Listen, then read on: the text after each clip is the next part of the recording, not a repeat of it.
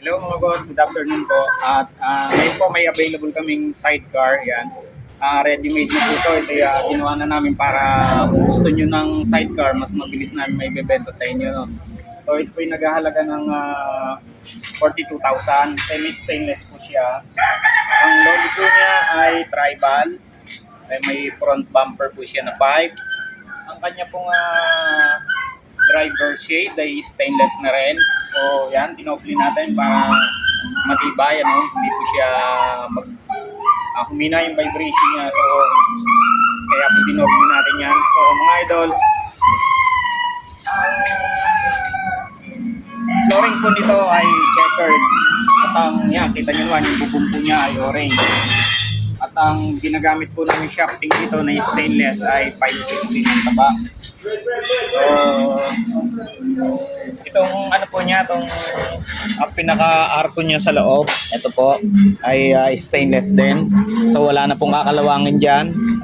At ito pong kanyang mga shafting dito sa loob ay 516 din po, yung mga idol. At ito pong aming pinaka-stepboard po tawag dyan ay stainless din po siya. Tapos ang aming pong side wheel ay purong stainless din po mga idol.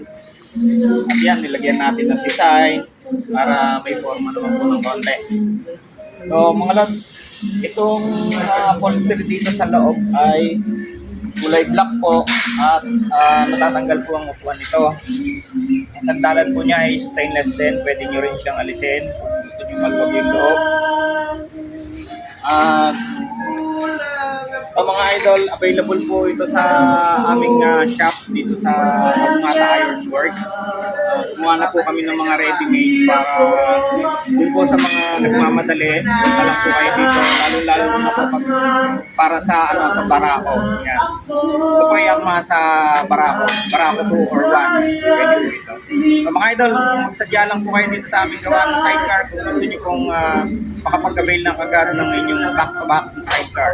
Ang sukat po nito ay 6 feet yung haba niya at yung pong kanyang lapad ay 30 inches. At ang taas po ng kanyang bubong ay 40. Finish po niya dito sa ibabaw ay 41. So maluwag na maluwag po siya para sa mga medium build na katawan natin, ano po. Pero pag mga extra large na medyo, siyempre, skip na.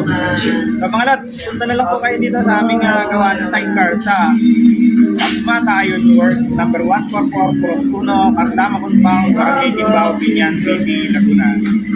God bless po.